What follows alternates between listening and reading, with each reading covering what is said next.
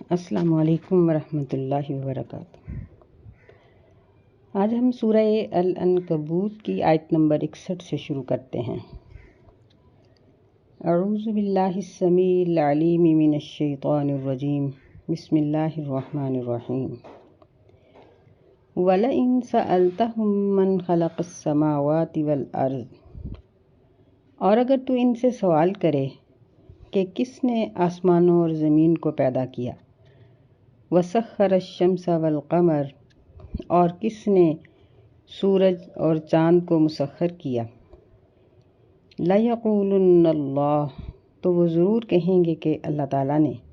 فَأَنَّىٰ يُؤْفَكُونَ، پس وہ کہاں بہکے جا رہے ہیں یا کیسے جھوٹ باندھ رہے ہیں۔ اللہ یبسط الرزق لمن یشاء من عبادہ ویقدر لہ، اللہ تعالیٰ اپنے بندوں کے لیے رزق کو پھیلاتا ہے، لمن یشاء، جس کے لیے چاہتا ہے، ویقدر لہ، اور اس کو تنگ کر دیتا ہے، کم کر دیتا ہے۔ ان اللہ بکل شیء علیم، بے شک اللہ تعالیٰ ہر چیز کے ساتھ علم رکھنے والا ہے۔ اس میں اللہ تعالیٰ نے زمین و آسمان کی پیدائش کے بارے میں ذکر کیا ہے، سورج اور چاند کے مسخر ہونے کے بارے میں۔ یعنی مسخر ہونے کا مطلب یہ نہیں ہے کہ یہ انسان کے تابع ہیں، مطلب یہ ہے کہ یہ اللہ کے حکم کے تابع ہیں، اور ان کی دھوپ اور ٹھنڈی روشنی یہ انسانوں کو فائدہ دیتی ہے۔ تو فرمایا کہ اگر آپ ان سے پوچھیں کہ ارض و سماوات کا خالق کون ہے، سورج اور چاند کو ان کے مدار پر چلانے والا کون ہے، تو وہ ضرور یہ کہیں گے کہ اللہ نے ہی ایسا کیا ہے۔ تو پھر جب ان کو یہ چیزیں معلوم بھی ہیں تو پھر یہ کس طرح یہ بہک گئے؟ یعنی یہاں اس کے دو مفہوم بیان کیے جاتے ہیں۔ ایک تو یہ ہے کہ اس سے مراد مشرکین مکہ اور پوری دنیا کے مشرک ہیں، کیونکہ مشرک شرک کرنے کے باوجود ارض و سماوات، سورج، چاند، تارے، ان چیزوں کا خالق صرف اللہ کو ہی سمجھتے ہیں۔ تو اس لیے فرمایا کہ ان سے انہی چیزوں کے بارے میں پوچھو جن کے بارے میں ان کا گمان درست ہے۔ تو جب یہ درست جواب دیں گے تو پھر ان سے پوچھو کہ پھر یہ کیوں بہک گئے ہیں۔ دوسری چیز یہاں یہ ذکر کی گئی ہے کہ رزق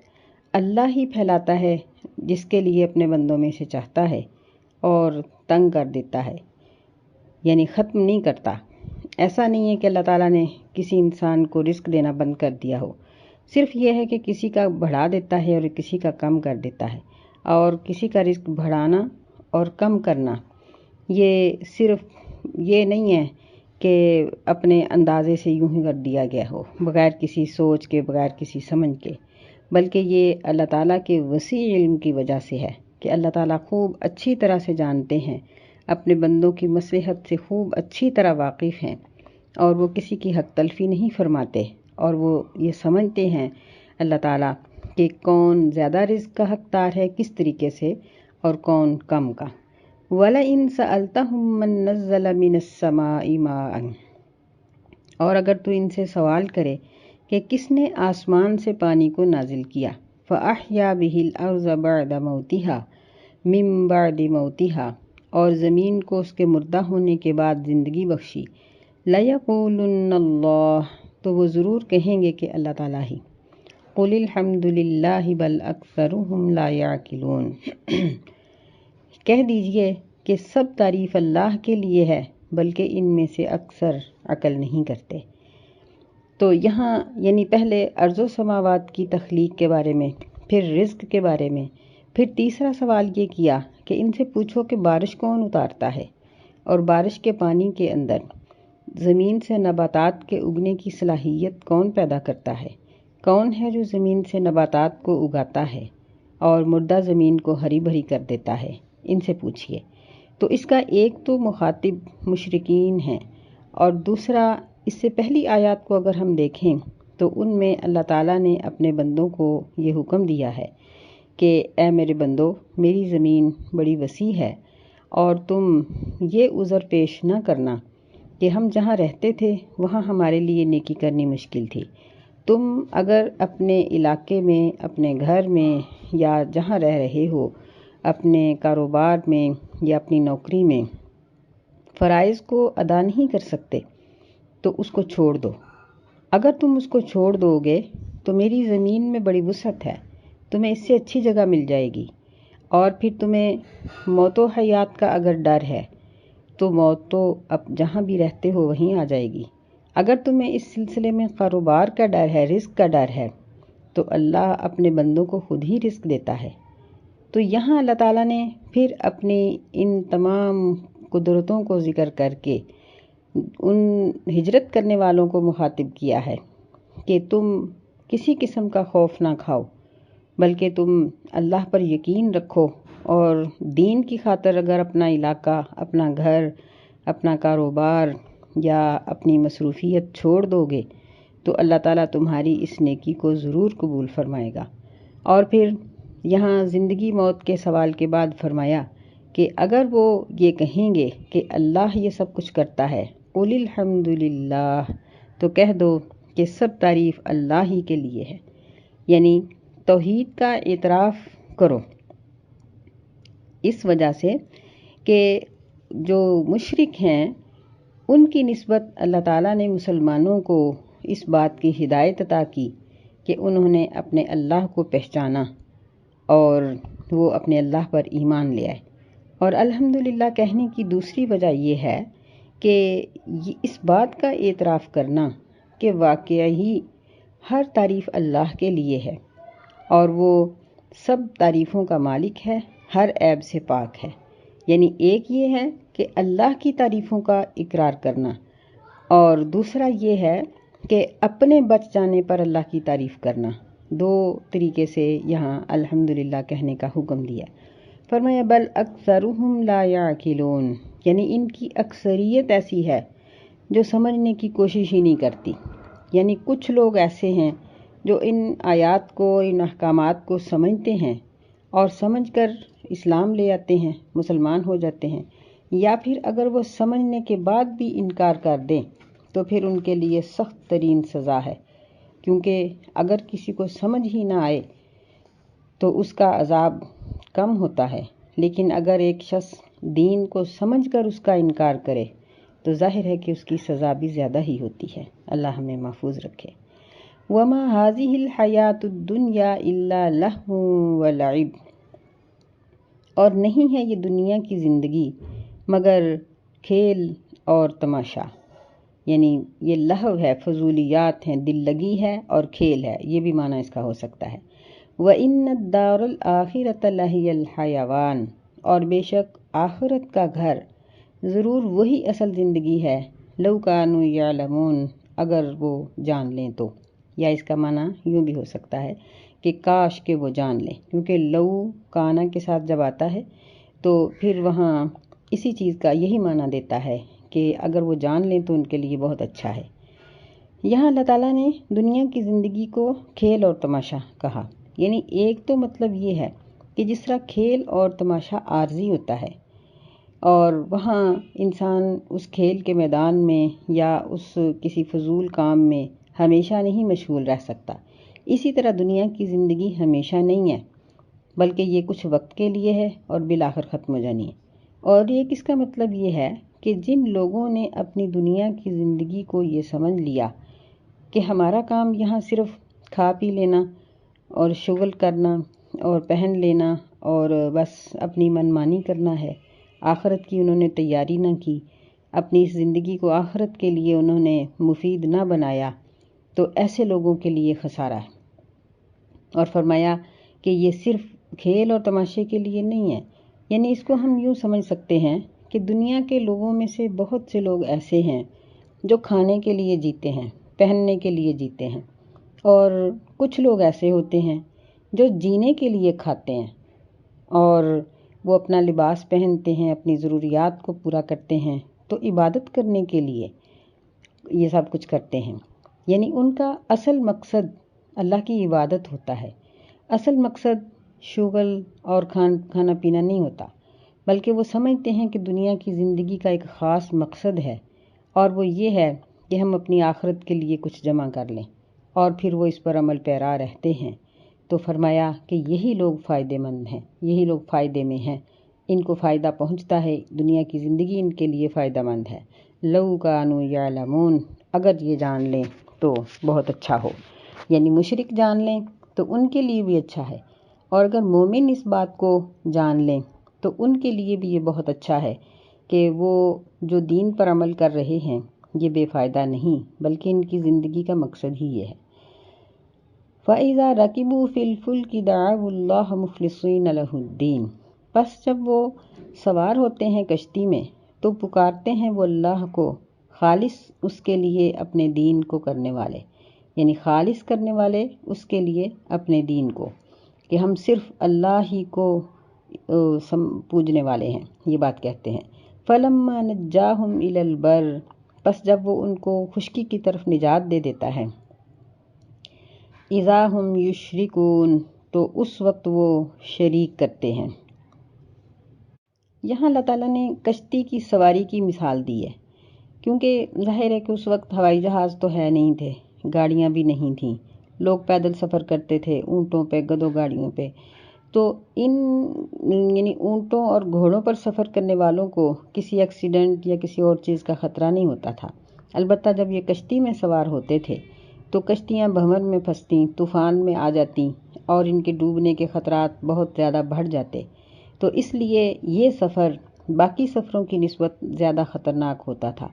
تو اللہ تعالیٰ نے یہاں اس کی مثال دی ہے، کیونکہ جب یہ لوگ کشتی کے اندر بیٹھتے اور کشتی طوفان میں آتی تو مشرک پہلے کشتی کے اندر اعلان کرتے کہ تم لوگ اپنے اللہ کو یاد کرو، اپنے معبودوں کو یاد کرو۔ جب دیکھتے کہ طوفان بہت شدت کا ہے اور بچنے کا کوئی امکان نہیں، تو پھر ملاح یہ کہہ دیتا کہ اپنے بڑے معبود کو پکارو، کیونکہ اس وقت میں وہ بڑا معبود ہی کام آ سکتا ہے، یعنی اللہ کو پکارو۔ تو پھر مشرک اس وقت اللہ کو پکارتے، لیکن ان کا حال یہ تھا کہ جیسے ہی خشکی پر پہنچتے تو پھر اپنے بتوں کا نام لیتے کہ ہمیں فلاں نے بچا لیا اور فلاں نے۔ آج کل بھی اس طرح کے بہت سے مشرک پائے جاتے ہیں جو کسی طوفان سے، کسی مصیبت سے بچ جانے کے بعد اپنے ہم شکل لوگوں کا نام لیتے ہیں، اپنے ہم جنس لوگوں کا نام لیتے ہیں کہ مجھے فلاں نے بچا لیا اور فلاں نے بچا لیا، حالانکہ بچانے والی ذات صرف اللہ تعالیٰ کی ہے۔ فرمایا کہ لِيَكْفُرُوا بِمَا آتَيْنَاهُمْ وَلِيَتَمَتَّعُوا، تاکہ وہ اس چیز کے ساتھ کفر کر دیں، انکار کر دیں جو ہم نے ان کو دی ہے، اور تاکہ وہ دنیا کا فائدہ اٹھائیں۔ فَسَوْفَ يَعْلَمُونَ، پس جلدی ہی ان قریب وہ جان لیں گے، یعنی یہ کفر کیوں کرتے ہیں اور اللہ کے ساتھ شریک کیوں ٹھہراتے ہیں؟ اس لیے کہ دنیا کا فائدہ چاہتے ہیں، تو ان کو بہت جلدی یہ پتہ چل جائے گا کہ یہ لوگ گھاٹے اور نقصان میں ہیں، یعنی جب انہوں نے اللہ کو چھوڑ کر دوسروں کو پوجا تو ان کے لیے کسی صورت بھی یہ چیز نفع یاب نہیں ہو سکتی۔ اولم یروا انا جعلنا حرما آمنا ویتخطف الناس من حولهم، کیا وہ نہیں دیکھتے کہ بے شک ہم نے حرم کو امن والی جگہ بنایا اور لوگ اس کے ارد گرد سے اچک لیے جاتے تھے، یتخطف الناس، لوگ اغوا کر لیے جاتے تھے، من حولهم، حرم کے ارد گرد سے۔ افبالباطل یؤمنون وبنعمت اللہ یکفرون، کیا پس وہ اب بھی باطل پر ایمان لاتے ہیں اور اللہ کی نعمت کے ساتھ وہ انکار کرتے ہیں؟ یعنی اہل مکہ کا ایک کہنا یہ تھا کہ ہم اس لیے مسلمان نہیں ہوتے کہ ہم اغوا کر لیے جائیں گے، کیونکہ ایک وقت ان پر ایسا آیا تھا کہ لوگ حرم میں آتے، مکہ میں آتے تجارت کی غرض سے، یہاں تجارت کرتے اور جاتے ہوئے کئی لوگوں کو اغوا کر کے لے جاتے۔ پھر نبی علیہ الصلاۃ والسلام کی بعثت سے بہت پہلے اللہ تعالیٰ نے نبی علیہ السلام کی آمد کے حالات بنائے اور حرم کو عزت بخشی، اور لوگوں کو یہ ان کے ذہنوں میں یہ بات ڈالی کہ یہ قریش کا قبیلہ یہ حرم کی سارے کام اور اس کی ذمہ داریاں نبھانے والا ہے۔ نبی علیہ الصلاۃ والسلام کے دادا کو یہ خواب دکھایا گیا کہ یہاں پانی کا ایک کنواں تھا، اس کو نکالو، کیونکہ عرب کی لڑائیوں میں زمزم کے کنویں کو بند کر دیا گیا تھا۔ نبی علیہ السلام کے دادا عبد المطلب نے کئی دن یہ خواب دیکھا، لیکن انہیں یہ سمجھ نہیں آتی تھی کہ میں کہاں سے کھودوں اور کہاں سے پانی نکلے؟ تو بعض روایات میں یہ ذکر آتا ہے کہ یا تو خواب میں دکھایا گیا یا ظاہراً ایک چڑیا ایک جگہ پر بار بار بیٹھ کے چونچ مارتی تھی، تو اس نے سمجھا کہ شاید یہی ہے زمزم کی جگہ۔ تو جب وہاں سے کھودا گیا تو حقیقتاً نیچے سے زمزم کا کنواں نکلا۔ پھر یہ لوگ خود اپنے ہاتھ سے اس کنویں سے پانی کھینچتے اور لوگوں کو پلاتے۔ ان کے پانی پلانے کی وجہ سے اللہ تعالیٰ نے ان کو عزت بخشی، یعنی ایک یہ ظاہری سبب تھا، عزت دینے والا تو اللہ تھا، یہ ظاہری سبب تھا کہ ان کو عزت بخشی گئی۔ پھر ماحول بالکل الٹ ہو گیا کہ جہاں قریش کے لوگ اغوا ہوتے تھے، پھر قریش کا ایک بندہ پورے قافلے کو بچا کے لے آتا تھا کہ جب ڈاکو اور ان ڈکیتی کرنے والے یہ سنتے تھے کہ اس قافلے میں کوئی قریشی بھی ہے، بلکہ کہا جاتا ہے کہ جب وہ کسی قافلے کو لوٹنے لگتے تو پوچھ لیتے تھے کہ کیا تم میں کوئی قریشی تو نہیں ہے؟ اگر کوئی قریشی موجود ہوتا تو اس قافلے کو چھوڑ دیتے کہ کل جب ہم حرم میں ان کے پاس حج کرنے کے لیے جائیں گے، تجارت کے لیے جائیں گے تو کس منہ جائیں گے۔ اتنی اللہ تعالیٰ نے ان کو عزت عطا فرمائی۔ تو فرمایا کہ اس نعمت کے باوجود پھر یہ باطل پر ایمان لاتے ہیں اور اللہ کی نعمت کا انکار کرتے ہیں۔ وَمَنْ أَظْلَمُ مِمَّنِ افْتَرَىٰ عَلَى اللَّهِ كَذِبًا، اور اس سے زیادہ ظالم اور کون ہو سکتا ہے جو اللہ پہ جھوٹ باندھتا ہے۔ أَوْ كَذَّبَ بِالْحَقِّ لَمَّا جَاءَهُ، یا وہ حق کو جھٹلا دیتا ہے جب بھی وہ اس کے پاس آتا ہے۔ أَلَيْسَ فِي جَهَنَّمَ مَثْوًى لِّلْكَافِرِينَ، کیا جہنم میں کافروں کے لیے ٹھکانہ نہیں ہے؟ یعنی اللہ پہ جھوٹ باندھتا ہے کہ اپنے طور طریقے، اپنے رسم و رواج، اپنی بت پرستی اور ان ساری باتوں کو کہتا ہے کہ یہ اللہ کا حکم ہے، اللہ نے مجھے ایسا کرنے کا حکم دیا، حالانکہ اللہ نے ایسا حکم نہیں دیا۔ او کذب بالحق، یا وہ حق کو جھٹلا دیتا ہے جب بھی اس کے پاس آیا، یعنی نبی صلی اللہ علیہ وسلم تشریف لائے، آپ نے ان کو حق کی بات سنائی لیکن انہوں نے اس کا انکار کر دیا، جھٹلا دیا۔ تو کیا جہنم میں کافروں کے لیے ٹھکانہ نہیں ہے؟ یعنی کافروں کے لیے نہیں ہے ٹھکانہ تو اور کس کے لیے ہے؟ یہ قابل غور ہے یہ آیت، کہ ہم لوگ بھی، ہمارے پاس جب کوئی مسئلہ بیان کیا جاتا ہے، ہم اپنی رسم اور اپنے طریقے کو چھوڑنا نہیں چاہتے، تو ہم اس مسئلے کو سن کر اس کا انکار کر دیتے ہیں، یا تو زبان سے کر دیتے ہیں یا دل سے۔ یعنی زبان سے اگر انکار کیا جائے یہ تو بہت ہی بڑا گناہ ہے۔ اگر کوئی شخص سن کر دل میں یہ بات کہہ دے کہ میں تو ایسا نہیں کروں گی، میں تو وہی کروں گی جو کر رہی ہوں، میرے لیے یہ بڑا مشکل ہے، تو یہ بھی اللہ تعالیٰ کے نزدیک دل کا کفر ہے، دل کا انکار ہے۔ ایسا کرنے سے بالکل بچنا چاہیے۔ ہمیں چاہیے کہ ہم جب بھی کوئی دین کا حکم سنیں، اگرچہ ہم اس کے خلاف بچپن سے لے کر عمل کرتے چلے آ رہے ہیں، ہمارا ایک کام ایسا ہے کہ ہم بچپن سے کرتے چلے آ رہے ہیں۔ مثلاً کوئی شخص سود کھاتا ہے، وہ شروع سے کھاتا چلا آ رہا ہے، حالانکہ اس کو پہلے پتہ تو تھا کہ یہ حرام ہے، لیکن جب اس کو باقاعدہ طور پر پھر بتایا گیا تو اسے چاہیے کہ وہ فوراً توبہ کرے اور پوری کوشش کے ساتھ اس کو چھوڑ دے۔ اور ایسے ہی کسی بھی گناہ کی اگر کسی کو عادت ہے تو وہ اس کے خلاف جب حکم سنے اللہ کا تو اسے چاہیے کہ پوری کوشش کے ساتھ وہ اس گناہ کو چھوڑ دے، جس طرح اگلی آیت میں بھی اللہ تعالیٰ اسی چیز کا حکم دے رہے ہیں۔ فرمایا والذین جاہدوا فینا لنہدینہم سبلنا، اور وہ لوگ جو ہماری راہ میں کوشش کرتے ہیں ہم ان کو ضرور سیدھے راستوں کی ہدایت دے دیتے ہیں۔ وَإِنَّ اللَّهَ لَمَعَ الْمُحْسِنِينَ، اور بے شک اللہ تعالیٰ نیکی کرنے والوں کے ساتھ ہے۔ اس صورت کے شروع میں بھی اللہ تعالیٰ نے جہاد کا ہی ذکر کیا۔ فرمایا وَمَنْ جَاهَدَ فَإِنَّمَا يُجَاهِدُ لِنَفْسِهِ، شروع آیت میں، صورت میں، اور اس کے اختتام پر بھی اسی چیز کا ذکر کیا۔ تو یہ لفظ جاہدہ یہ جہدہ سے نکلا ہے، لیکن جاہدہ یجہد کا معنی ہوتا ہے کوشش کرنا۔ جب اس میں الف کا اضافہ کر دیا جاتا ہے تو اس وقت اس میں مبالغے کا حکم معنی آ جاتا ہے، مبالغے کا معنی پھر اس میں پایا جاتا ہے، اور دوسرا اس میں مقابلے کا معنی پایا جاتا ہے۔ جاہدہ یجاہدو، یہاں بھی جاہدو فینا، جہدو نہیں ہے، کہ وہ لوگ جو ہمارے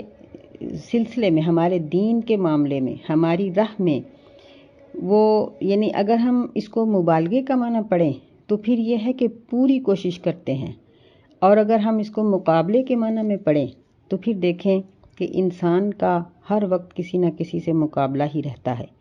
یعنی اس کا ایک مطلب تو یہ ہے کہ وہ اپنے نفس سے مقابلہ کرتے ہوئے نیکی کرتے ہیں، کہ دل کہتا ہے کہ نہ نماز پڑھو، دل کہتا ہے کہ یہ برا کام کر لو،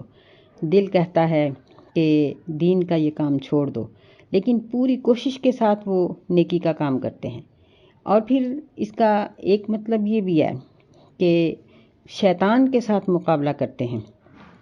یعنی شیطان ان کو بہکاتا ہے اور راہ حق سے ہٹانے کی کوشش کرتا ہے.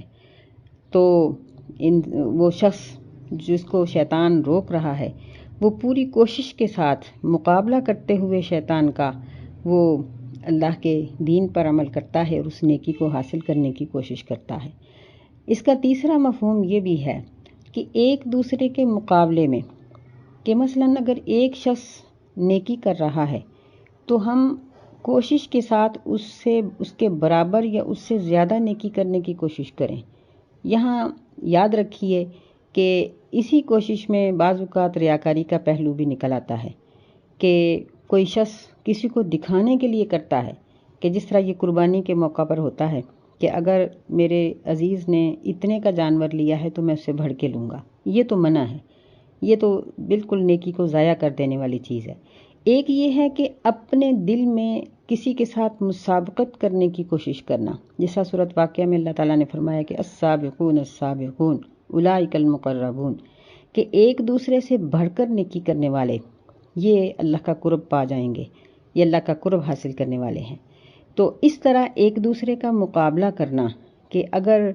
دوسرا شخص نیکی کر رہا ہے تو چلو اٹھ کے میں بھی کروں، اگر وہ تہجد پڑھ رہی ہے تو میں کیوں سوئی ہوئی ہوں، میں بھی اٹھ کے پڑھوں، اگر اس نے روزہ رکھا ہے تو میں بھی رکھوں تاکہ مجھے بھی اجر ملے اور میں سے کم نہ رہوں، اگر اس نے صدقہ کیا ہے تو میں بھی صدقہ کروں، یا صدقہ نہیں تو کوئی اور نیکی اس طرح کی کروں کہ میرا بھی اجر میں حصہ پڑ جائے. جس طرح مہاجرین نے نبی علیہ السلام سے پوچھا تھا کہ مالدار لوگ تو صدقہ کر کے، قربانی کر کے، غلام آزاد کر کے بہت سا اجر پا جاتے ہیں، تو ہم کیا کریں؟ نبی علیہ السلام نے ان کو تسبیحات پڑھنے کا حکم دیا تھا کہ تم تسبیحات پڑھ لیا کرو، تو اس طرح سے تم بہت زیادہ اجر پا سکتے ہو. اس کا ایک مفہوم یہ بھی ہے کہ جد و جہد کرنا. تو ظاہر ہے کہ مسلمان جب بھی کوئی نیکی کرتا ہے تو اس کے لیے جد و جہد تو کرنی پڑتی ہے، بلکہ ہمیں یوں کہنا چاہیے کہ ہر شخص کو ہر کام کے لیے کوشش تو کرنی پڑتی ہے. ایک پیاس بھی لگی ہو تو ہم کوشش کے ساتھ اٹھ کے پانی پیتے ہیں، کھانا خود تیار کرتے ہیں پھر کھاتے ہیں. ہر چیز میں کوشش اور محنت کرنی پڑتی ہے. تو نیکی کے لیے بھی کوشش کرنا یہ بہت فائدہ مند ہے. بہرحال یہ تمام مفہوم ہی اس لفظ کے آ جاتے ہیں والذین جاہدوا فینا، کہ جو لوگ ہماری راہ میں، ہمارے معاملے میں، ہمارے دین کے بارے میں کوشش کرتے ہیں، ہم ان کو صحیح راستے دکھا دیتے ہیں، وہ بھٹکنے سے بچ جاتے ہیں. صرف دین کے راستے نہیں، اللہ دنیا کے بھی بہت سے نقصانات سے ان کو بچا لیتا ہے. ان کا دنیا کا کام بھی، ہر کام اللہ تعالیٰ کی مدد اور اس کی معیت کے ساتھ ہو جاتا ہے اور بہت اچھے طریقے سے ہوتا ہے. اور بے شک اللہ تعالیٰ نیکی کرنے والوں کے ساتھ ہے. یہاں ایک بات یاد رکھنی چاہیے کہ بعض لوگوں نے یہاں ایک ایسی عبارت ہے جس کو حدیث کا نام دیا ہے، اور اس کے بارے میں یہ کہا جاتا ہے کہ نبی علیہ السلام ایک مرتبہ ایک غزوہ سے لوٹے تھے تو آپ نے فرمایا کہ رجعنا من الجہاد الاصغر الی الجہاد الاکبر، کہ ہم جہاد اصغر سے لوٹ کر آ رہے ہیں، چھوٹے جہاد سے، اور بڑے جہاد کی طرف آ رہے ہیں. یعنی اب ہم یہاں مدینہ میں پہنچ کر اہل مدینہ کے بارے میں ان کے جو رفاہی کام کریں گے، یہ جہاد اکبر ہے. یہ معنی بالکل غلط ہے اور یہ حدیث نہیں ہے، بلکہ یہ کسی کا قول ہے، اور اس کو حدیث کہنا یہ نبی علیہ الصلوۃ والسلام کے اوپر جھوٹ ہے، زبردست قسم کا جھوٹ ہے. اصل بات یہی ہے کہ جہاد اکبر دین کے معاملے میں جہاد کرنے کی تمام قسموں میں سے سب سے اعلیٰ قسم کو کہا جاتا ہے، یعنی قتال کرنا. اور باقی دین کے معاملے میں جتنی بھی کوششیں ہیں یہ چھوٹے درجے کے جہاد ہیں. اللہ تعالیٰ سے دعا ہے کہ اللہ ہمیں اپنے ان مجاہدین کے اندر شامل فرمائے اور ہماری کوششوں کو اللہ تعالیٰ شرف قبولیت عطا فرمائے، اور ہمارے چھوٹے بڑے نیک اعمال کو ہماری موت، ہماری قبر اور ہمارے حشر میں آسانی کا ذریعہ بنائے۔ آمین۔ السلام علیکم ورحمۃ اللہ وبرکاتہ۔